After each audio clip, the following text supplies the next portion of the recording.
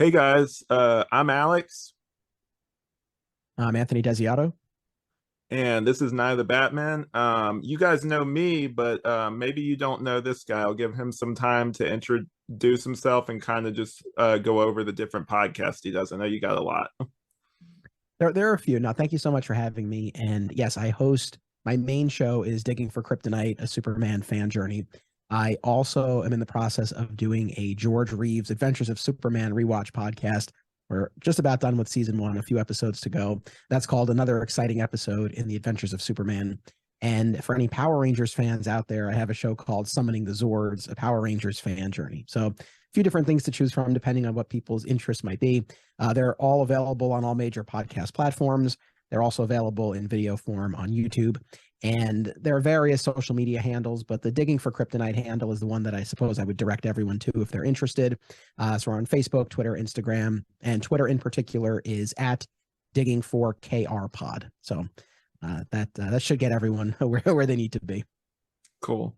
And I'll just go ahead because this is my first time mentioning it on here. I recently announced on my Instagram that it'll be a while, but I'm gonna do a podcast soon called Flashback, a Flash Rewatch podcast. That's gonna cover the CW show on the off seasons. We'll cover the '90s show. I feel like no one talks about it, and then the comics too. So look forward to that in the future.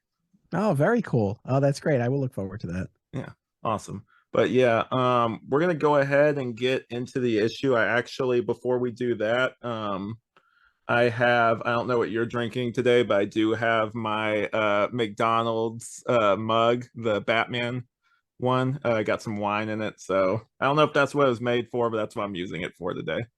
Very nice. I have a very large Dunkin' Donuts cold brew in my hand, so not quite as exciting, but needed at this point in the day. I was joking with one of the other guys that I've had on my podcast before because I broke that out when we did like the Batman Forever commentary. That this is like almost like my crossover like thing. I like break this out. I'm like, let me just get this out here right now. But we're gonna go ahead and get into what we're talking about. I actually don't remember the issue, so like I'm gonna go ahead and look at it right now. Everybody, just bear with me for a second. It's the Batman Adventures number 25. Usually with this, I would say like how we felt at the beginning, but this has been out since like the 90s. So like I feel like you guys are good. I feel like just go ahead and spam me in the comments if you get mad about like an old issue from like a long time ago. But I guess we could do just off the top, like, did you like this issue? And then we'll get more into like the synopsis and everything. Yeah, I really did, and I appreciate the opportunity to come on the show generally, but specifically to talk about this issue. I've discussed this a lot on Digging for Kryptonite, and specifically in the context of my Superman fandom, but I think this applies to all of us, regardless of what the fandom is. This idea of gaps or blind spots, things that either you just never really delved into or maybe didn't even know existed. There have been one or two things like that on the Superman side for me where it's like, oh, I didn't even know that was a thing. With the Batman Adventures comic series and the Superman Adventures one as well, I certainly have long been aware of their existence, but they for the most part have been gaps for me where I really have not read much, if any of them. When I did a run of episodes on Lex Luthor a little while back, I did look at one of the Superman Adventures issues that focused on Lex, but that's really it. So I've really only dipped my toes in the waters. And again, I love both animated series, so I love that world and I've been a lifelong comic book fan, but for whatever reason, these types of comic series that bridge the gap between comics and the shows, I've just never really read them extensively. So that's all to say that I really did appreciate the opportunity to read this one, and it was a lot of fun. I enjoyed it a lot, and it felt like, I know we'll get into this more specifically, but it felt very much in keeping with both the DC animated universe as well as the Triangle era Superman comics that are so near and dear to me, and it worked great on both levels. So it was a lot of fun. Yeah. I guess we'll just go ahead and get into the synopsis now. And then there's actually, I guess before I do that, I know and I know you mentioned this before, but your whole like how you got into was Death of Superman.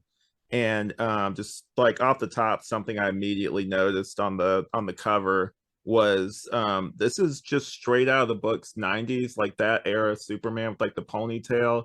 And then this must have been confusing as hell for kids because they had the long red hair Lex with like no explanation at all. Like I was like, this is gonna be really confusing for non-comic book readers.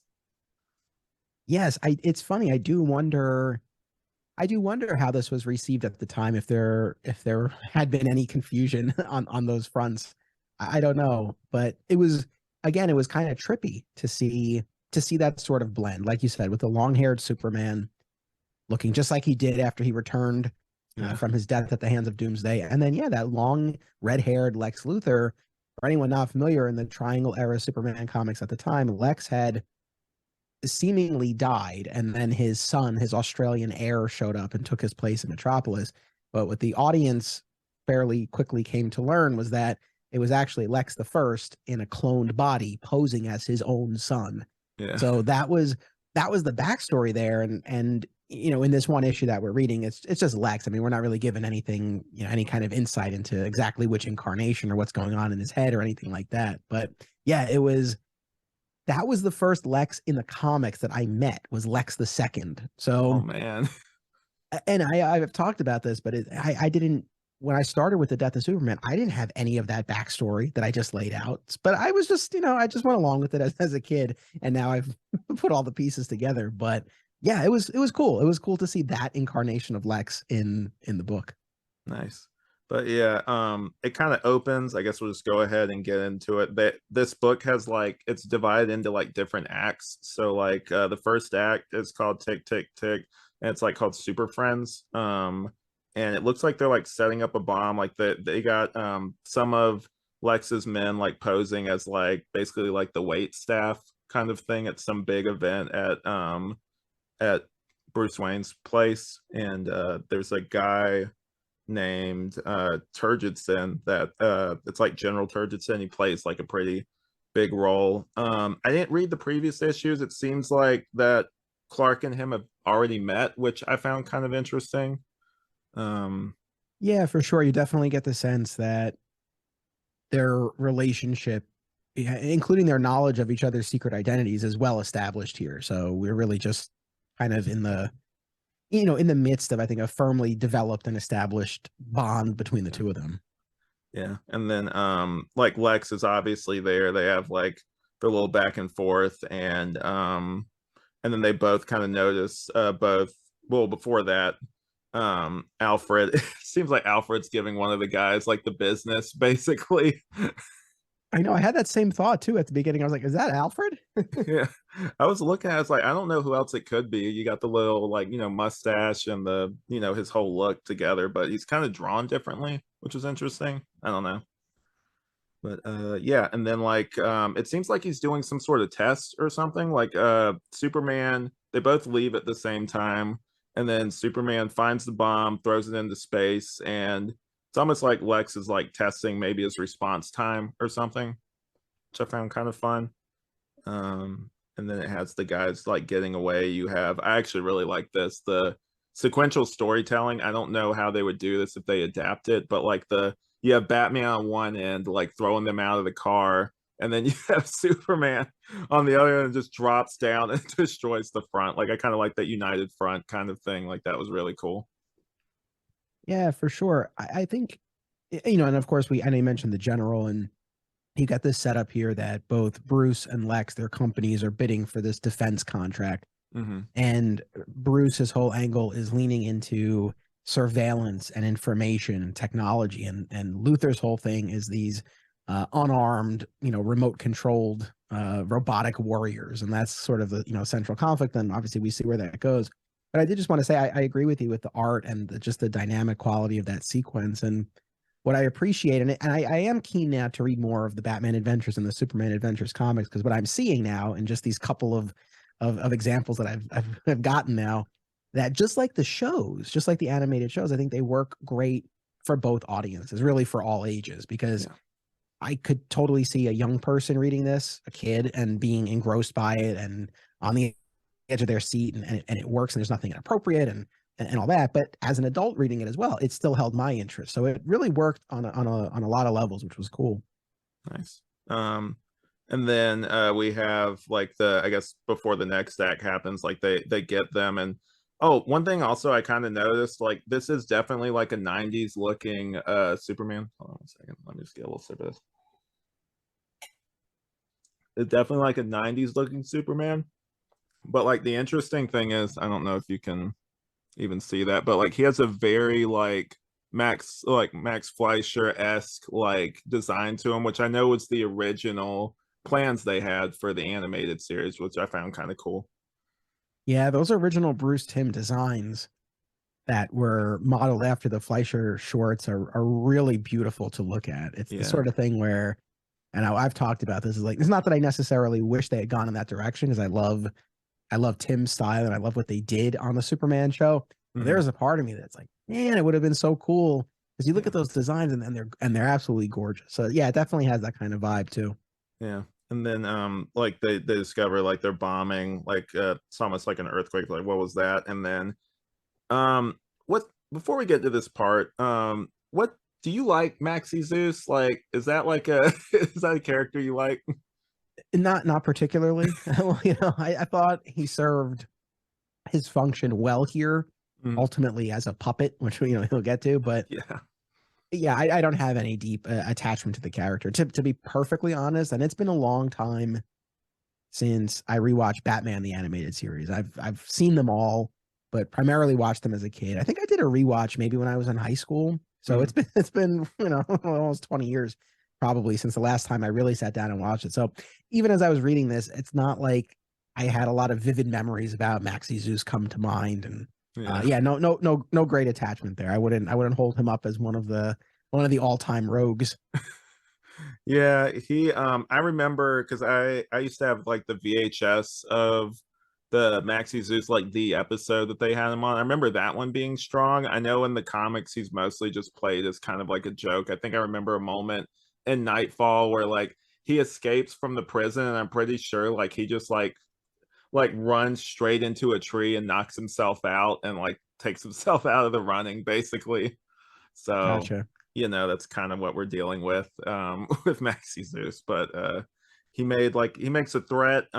We have a scene. The second act is called Sinners in the Hands of an Angry Zeus, kind of a play off of the is there like a Sinners in the Hand of an Angry God? Is that like a movie or something? Or Not that I know of offhand, but maybe it definitely sounds familiar. But yeah, I don't know offhand. yeah.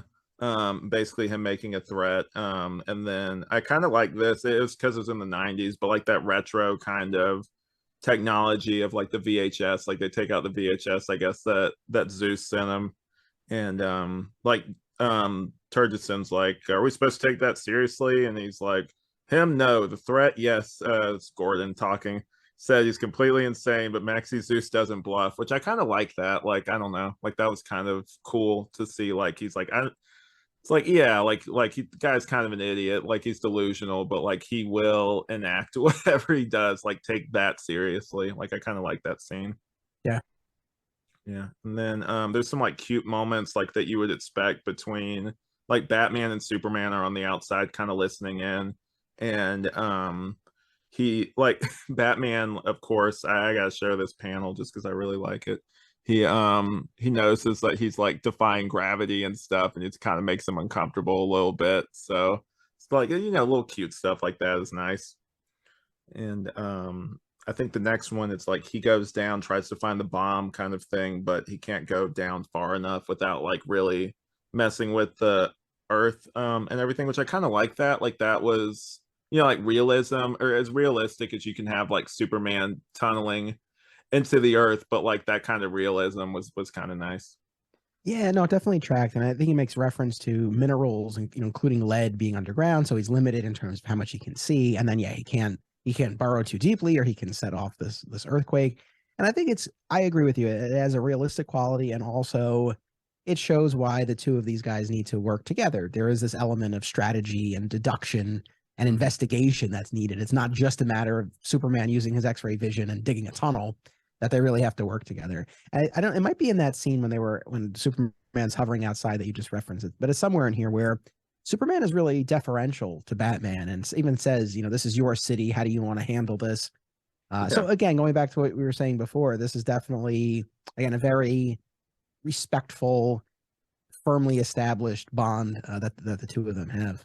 Yeah, he says that like right there. It's like it's your city. What do you suggest? I don't Yeah. even know. Whatever. Anyway, you guys like you said earlier. But yeah, and then the next scene is like we go back to Lex and like Turgidson, and he brings out these really kind of clunky looking robots. Like they're still kind of retro, but like the Hunter Seekers, I think is what it's called. He's got like a whole little lab like working on it. I thought that was kind of fun. But yeah, we go from that to like another scene, which I like again with the parallel, like them working together, like they find the guys who are basically like watching them and stuff, and like one of them pops up, and then they try to go one way, Batman's behind them, and then Superman's in front of them. They're trying to run out the door. I thought that was kind of fun.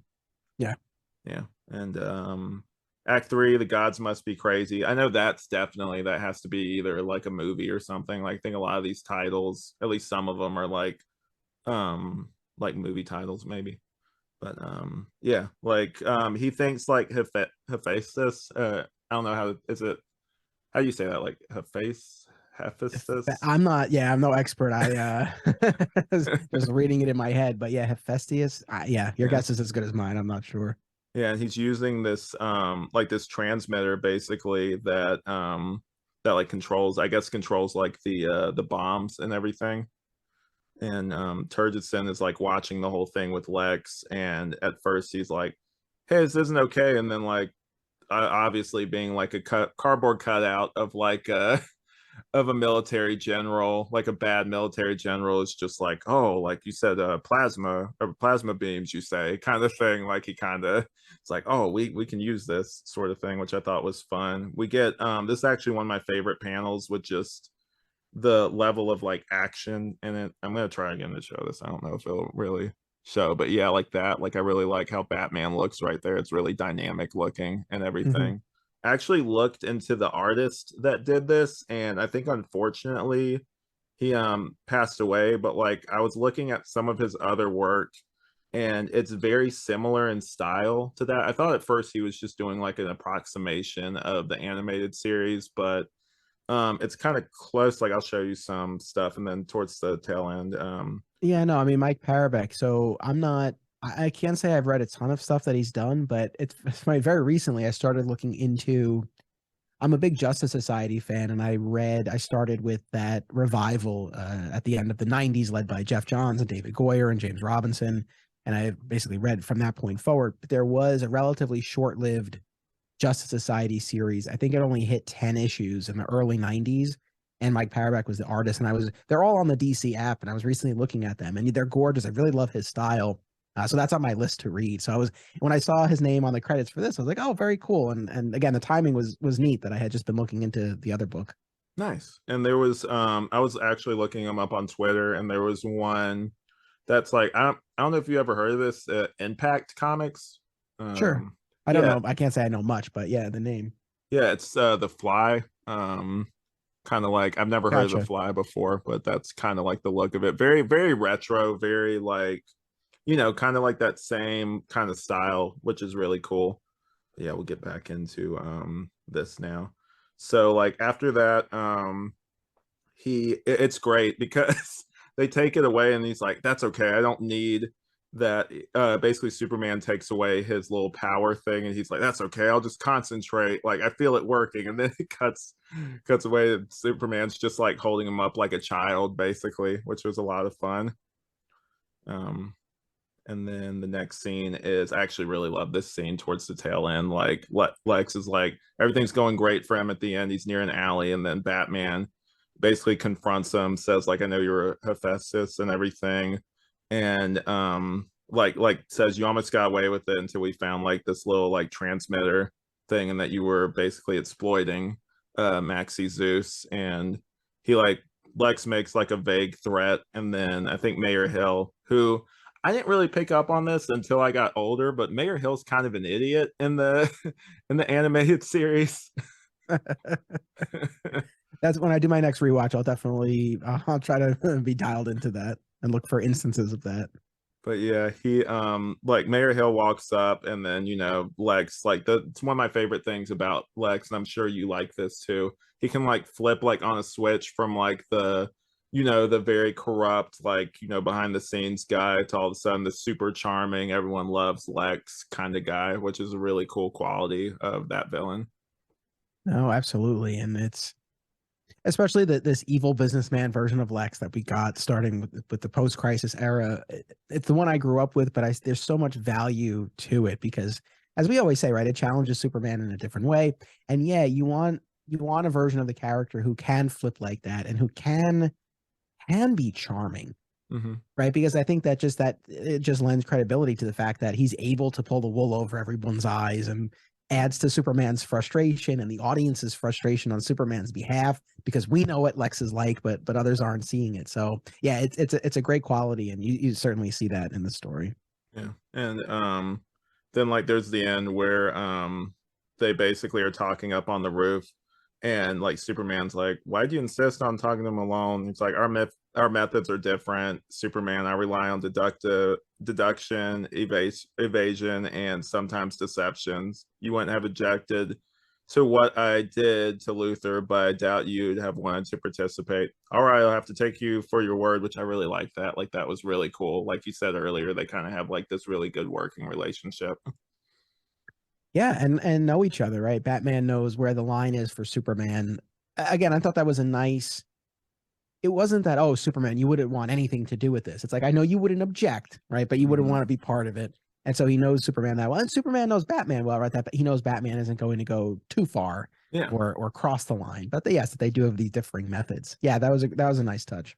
Yeah, and he calls him basically, I'll just read this because I really like this ending scene. There's another issue here, though. Conflict of interest. Don't worry. Wayne Tech will withdraw their bid tomorrow. Our methods aren't quite that different. And then I love that he calls him Bruce at the end. I'm sorry, Bruce, when you deal with people like Luther all the time, and then he finishes it for him, it's easy to forget who your friends are.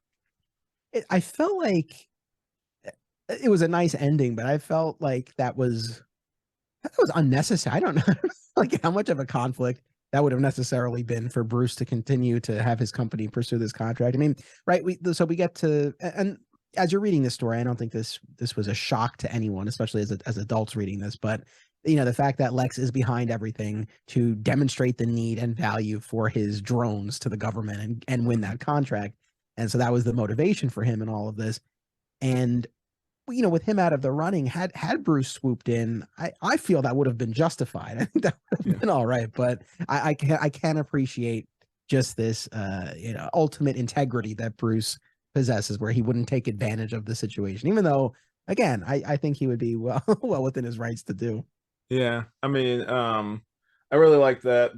The one I guess I didn't really say earlier how I felt about it. I did enjoy this, but I had to read the issue like 3 times, man. Like it's good, but it's I guess my biggest critique is it's definitely forgettable. Like I don't know. Like me personally.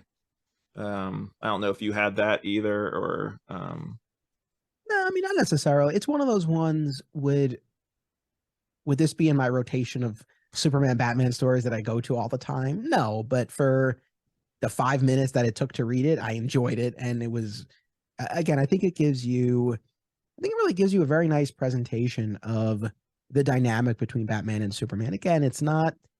I do tend to prefer a version where there's some tension between them. mhm. I don't need them to be at each other's throats, but I do like when there's a little bit of friction, especially when it's just the two of them. I was thinking about this leading up to the recording.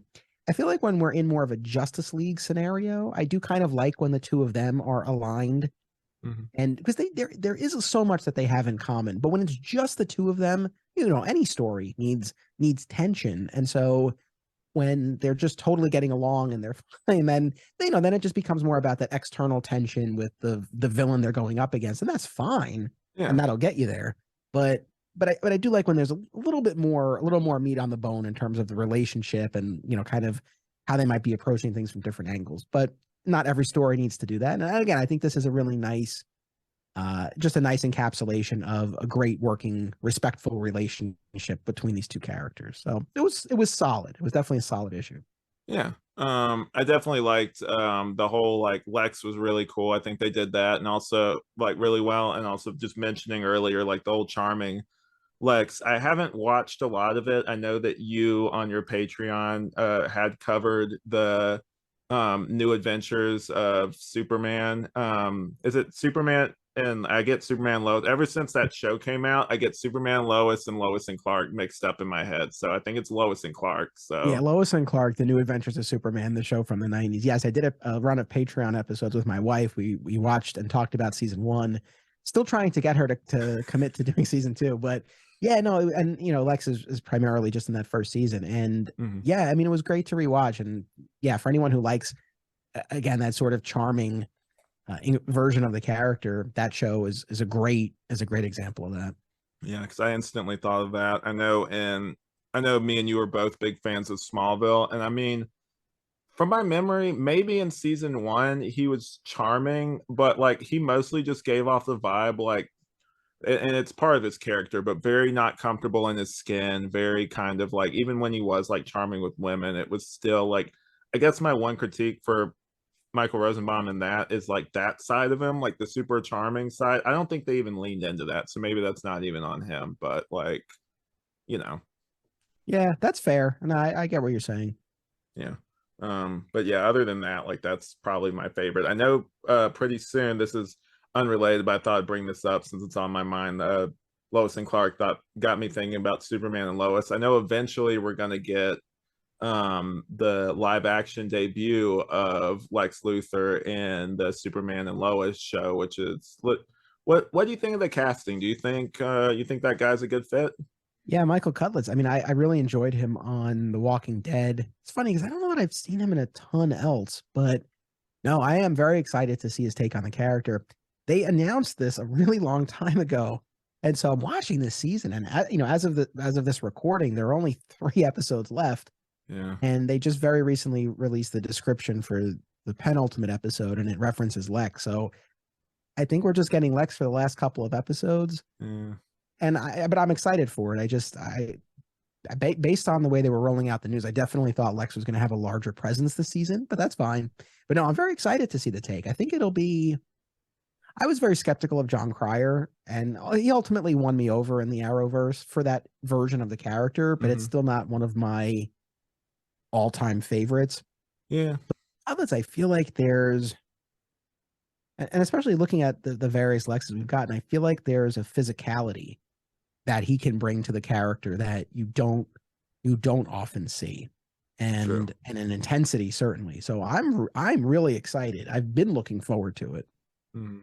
Um, and then I know that for me, I guess we'll get back to like something I was thinking about when I read this, because this was obviously before they did anything with Superman. Like in the comic we covered, this before they had Superman even on the show. A lot of these comics were done, from what I hear, a lot of these were done before the first season even came out. So I think that Kelly Puckett or whoever the artist was were just given like basically like the concept art for the characters and then like not much else really. And it's fascinating that just with that little bit they had, how much of this just feels like, and I've read other issues too, but how much of this just feels like animated, like almost like lost animated series episodes. So I was impressed by that. Yeah, I didn't know that background. That's really fascinating. Yeah, I mean, I again, I continue to kick myself. It's like, well, I was really sleeping on these the Batman and Superman Adventures comics. But yeah, I definitely, this has got me thinking about it even more. And so I think I might, always thinking about future podcast episodes and things like that. I feel like I'll have some coverage on this at some point because, yeah, I think you put it perfectly. I think even just from these couple that I've read, they do feel like lost episodes. And Yeah. as someone who just loved those shows and you only have so many to watch, it's cool to be able to have these. So I'm glad they're there, and I'll get to them at some point. Nice. And the other thing I was going to get to is I think probably why I did definitely enjoy this, but I know both of us can probably agree that what they ended up doing with their actual animated crossover was like way better than this, obviously.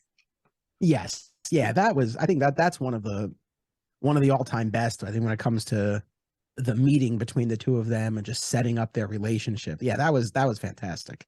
Yeah, I always because I was thinking about it, I was comparing the villains, and I was like, I mean, you got Lex, but you also got like Maxi Zeus. Like that's the one you choose. Like I don't know. Me personally, I'm like they did it great in the World's Finest thing where they had like you know Joker and like Lex. That's how you do it. Like I'm like Maxi Zeus is fine, I guess, but I'm like I was kind of like guys, come on, like pick somebody better. Yes, no, I don't. I can't dispute that. Yeah. But yeah, I definitely enjoyed this. You know, it was really cool. It's almost like I thought of it as kind of like peering into like an alternate universe, like maybe if this had been the animated adaptation. I don't know. I don't think it would have been remembered as strongly, but it would have been like I was thinking they have that new Caped Crusader thing, and I don't know if how much of that is just its own original thing or how much of it's going to really tie into the DC animated universe.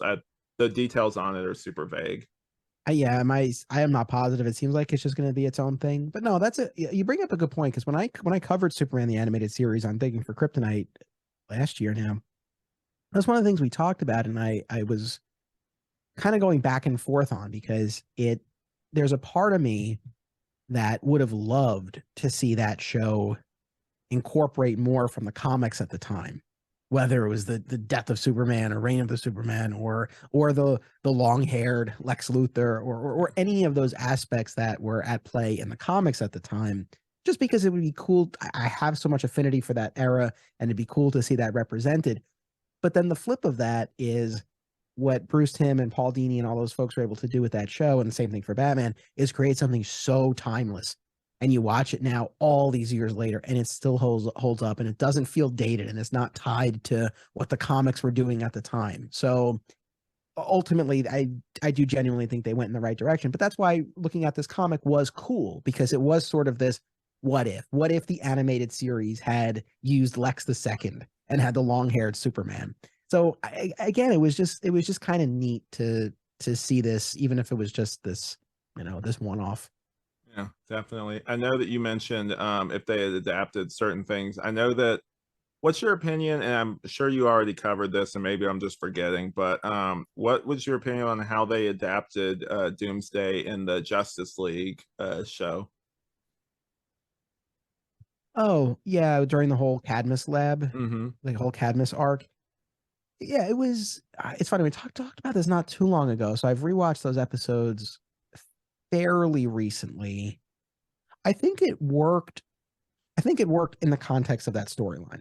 There's still a piece of me that feels like we could have just done a full-on adaptation, but I respect that they wanted to do their own thing, and it tied in with what that whole Cadmus arc was about. I mean, I think one of the things that was the major difference there was that Doomsday could think and speak, and that just adds a whole. It's just a different take, and it's a different dynamic. So at the same time, we still got a knockdown, drag out fight between Superman and Doomsday, and that battle at the volcano in particular. Superman's really in rough shape by the end of it. I mean, it definitely called to mind a lot of the imagery from the original comic. So I guess ultimately I felt like we got so close, and there's that part of me that still just wanted a full-on true adaptation, but I'm glad we at least got what we did, and I thought it worked in that context. So I was pleased enough, I suppose. And I promise I'm not just gonna ask you about 90s stuff the That's whole fine. time. But I was thinking about different Doomsday adaptations. What do you think would be? I see that you're wearing the Zack Snyder Justice League shirt. What do you think would be your favorite adaptation, I guess, of Doomsday? Well, I still, going back to where we started with the gaps in fandom, I still have not watched the Krypton TV series, but I will by the end of this year. It's only 2 seasons, so it won't take too long. But I've been told, and I've seen images that they had a great take on Doomsday. So maybe I'll reserve my final answer until I watch that. But from what I've seen, honestly, I think that the Peter Tomasi written animated adaptation, not the first one that they did, years ago, Yeah. Superman Oh my Doomsday, God. but the longer, two-part animated adaptation, and Tomasi wrote part one, The Death of Superman.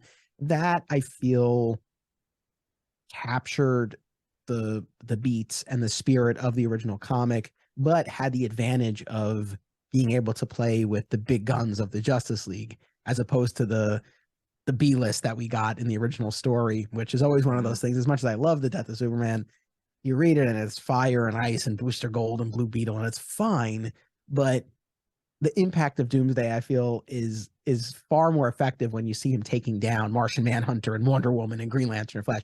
And that animated movie gave us that. So I think certainly as far as a full-on adaptation of the story, I think that animated movie did the best. Visually, I'll be honest, I thought Smallville did a great job. Yes. They completely dropped the ball when it came to that finale, but just in terms of bringing the character to life realistically and in a comics accurate way, and they did it practically with the suit and prosthetics and everything, I thought that was very impressive.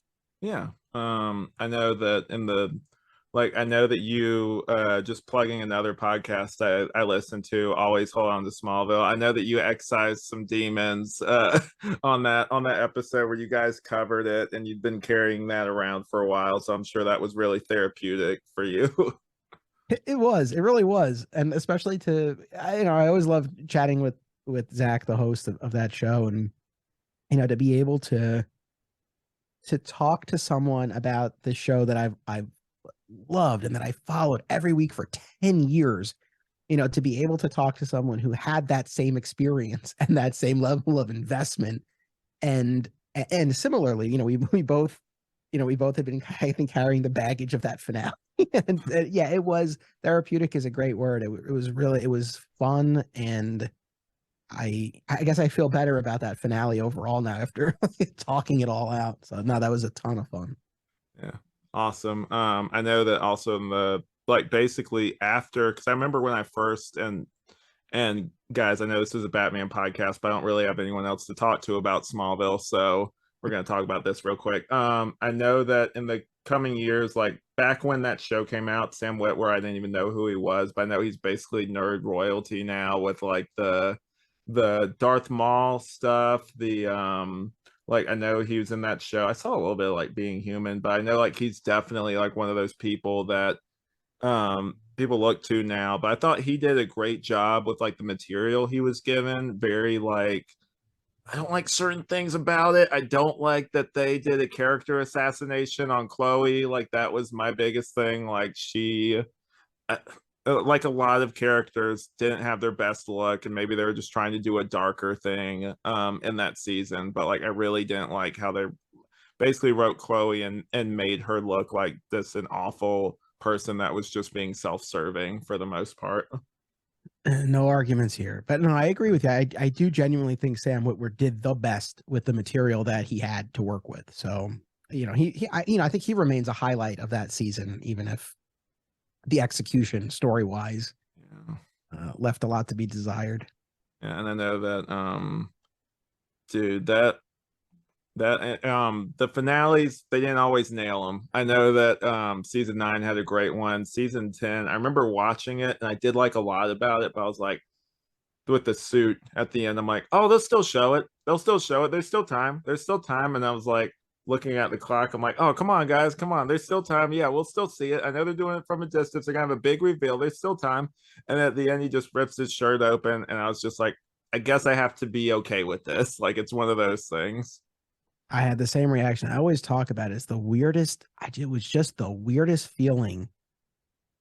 Cognitive dissonance is probably not the correct term, but I don't know what else to call it, where I was just so caught up in watching that finale and the imagery that I thought we were getting.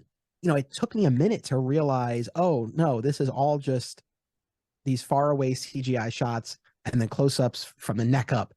And it took a minute for that to sink in. Yeah. And it's like, okay. And then I think I went through the same process you did, where I tricked myself and I was like, well, clearly they're saving that final shot of him in the full costume. It's coming. It has to be. How do you have a decade-long show about the origin of Superman and not show him in the costume? It was, to this day, talk about, demons with the television experience. But that's one of those ones where it's like I can't. I was going to say I can't believe it, but I love Smallville to death, but there were a lot of frustrations over the years, and so I guess I'm not totally shocked, but yeah, that was weird, just a weird experience watching that, and it's still, I think the finale for the most part accomplished what it needed to, but that there's no way around it. They dropped the ball on that front. Yeah, I mean, we could have had what we had at the end of Gotham, where like they did show the suit, and oh my god, I know that they were forced to end the show sooner than they expected, but that is probably the worst Batman suit I think I have ever seen in my entire life. Yeah, that ending was goofy. I don't know. I mean, it's a weird thing too, because I mean, not to take us too far afield. I mean, my understanding with respect to Smallville, and I could be wrong, but my understanding is that ultimately came down to Tom Welling not wanting to physically don the costume, as opposed to them being restricted. On the Gotham front, and you probably know better than me, I kind of always took it that it was more of a studio imposed restriction, but I'm not positive. And I guess they did also have the wrinkle of we had the younger actor, right? So if you cast somebody and you fully showed him in the suit a lot, it would be so clear that it's not the same kid older. So I don't know. Yeah, they weren't allowed. But my thing with it is I do definitely, and I haven't, thing is I haven't seen it. Like I think I stopped, like full disclosure, guys, I've only seen a little bit of Gotham. I really tried. I did. I love BD Wong as Hugo Strange. I thought he was amazing. I would have never expected that casting, but I thought like he was probably the standout. Dude, fucking Fish Mooney, man. Like I'm sorry, like that she was terrible, and that name, like I have a weird thing with names. Like speaking of, like I'm watching The Flash right now, and there's a character called like Chester P. like Rudd or something like that, and it was just one of those things. I'm like, what kind of name is that? Like it's like the writer was trying to like write a name like first draft, and it's like, oh no, this is great. I know it's a comics character, guys, but still, I'm like, just certain stuff like that will turn me off to a character. But she felt like she was in like the 60s Batman show to me. I don't know if you got that same vibe. Yeah, she was rough. I mean, I watched that show. I watched all 100 episodes. I enjoyed it. It definitely had its highs and lows. I think that when I mean, I guess like a few things happened over the course of the show. I think it started off as this far more grounded, with the exception of Fish Mooney, but this far more grounded crime drama. And then they leaned more into the craziness of Gotham and the villains and the monsters. When they went heavier into that monster territory, they lost me a little bit. But Yeah. when I think there were enough arcs and seasons where they were really able to, I think, walk that line between where the show had started and then kind of the more outlandish aspects. In the final season, they did an adaptation of No Man's Land, which is what got me into reading Batman comics in the late 90s. So I always say when the show was good, it was great. There was some good stuff. It's uneven though. So there's definitely seasons and arcs that I think are a little bit more of a slog to get through. But I'm also a huge OC fan. So I was there for Ben McKenzie, and I enjoyed his take on Jim Gordon. So no, yeah, I enjoyed it overall.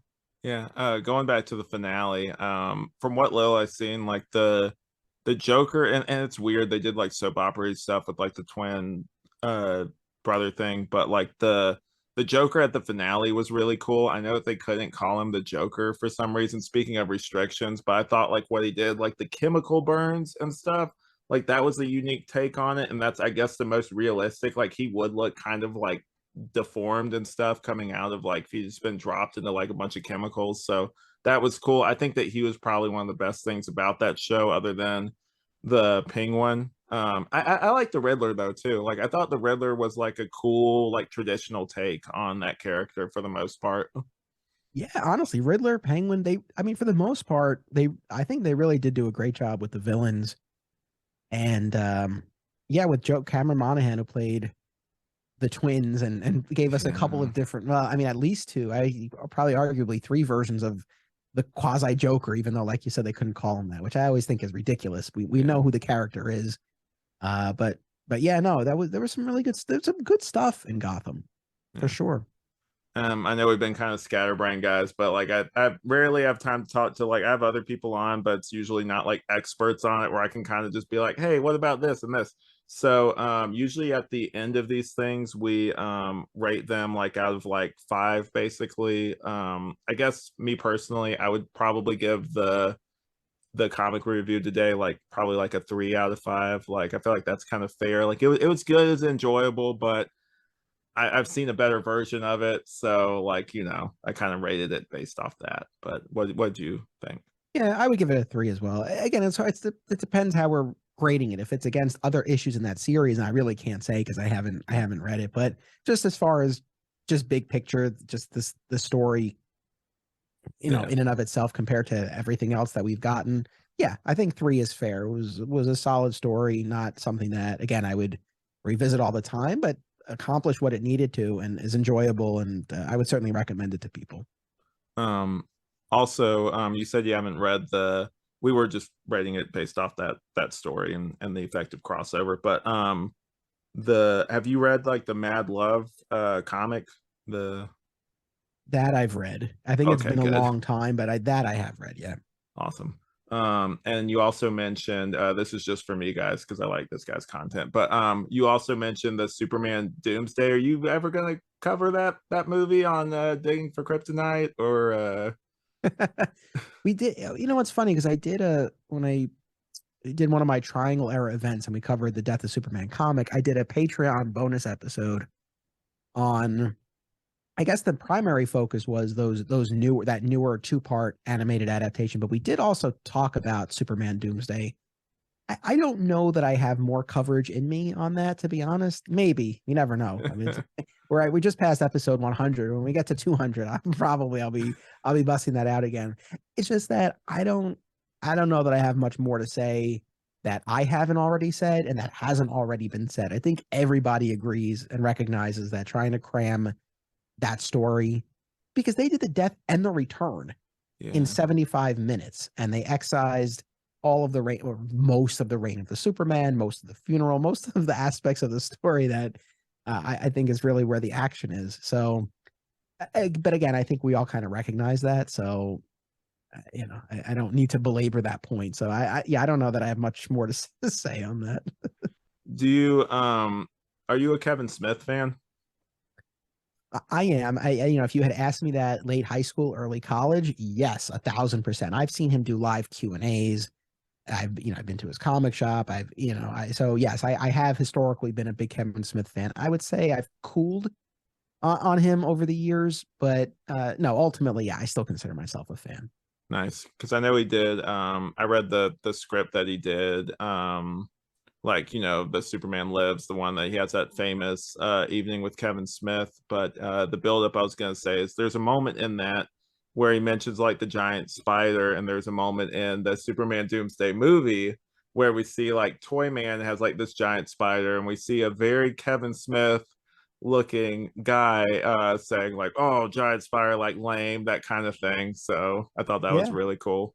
and that was him voicing it, if I'm not mistaken, right? Didn't he do Oh, the voice? it was. I'm not sure. It's been a minute, but that scene always stuck out to me. I think it's before I even saw the evening with Kevin Smith. So I think that was kind of lost on me. I was like, well, that was kind of random. But anyway, Yeah, no, that giant spider man. yeah, John Peters, man, he's a maniac. Yep. But yeah, this has been great. Thank you for coming on. I would love to come on your show one day if at all possible. But yeah, this has been great. This first time actually us meeting, and like we've messaged back and forth, and I've commented here and there, but us meeting in like an official video capacity. So I really enjoyed this. If you want to just go ahead and do your plugs again, and then we'll just go ahead and sign out. So Yeah, no, again, I thank you for the support and it was great meeting you. And yes, I hope we can podcast together again in the future. And yeah, again, the shows are Digging for Kryptonite, another exciting episode in the adventures of Superman, and Summoning the Zords. And again, available on all podcast platforms. And if you want to connect on social media, at Digging for KR Pod on Twitter, I think is one of the best ways to get in touch. So I hope to hear from folks. And yeah, Alex, thank you again for having me. I really appreciate it. Yeah, sure, no problem. And guys, if you want to find me, obviously, this podcast, Now the Batman, and I also have the Tangential Exchange. Me and my friend get drunk, kind of laugh, make each other laugh, kind of catch up. That's the kind of loose premise of it. It's kind of like Smodcast like, I guess, if I had to compare it to really anything. And I have another one called What Mean that was more of a, that's what got it all started, that it's more of like a general movie review discussion. We also do other things too. I'm planning on bringing that back, hit a snag here and there, but you can find the page for that on What Me on Instagram. We also are on YouTube, Apple Podcast, Spotify.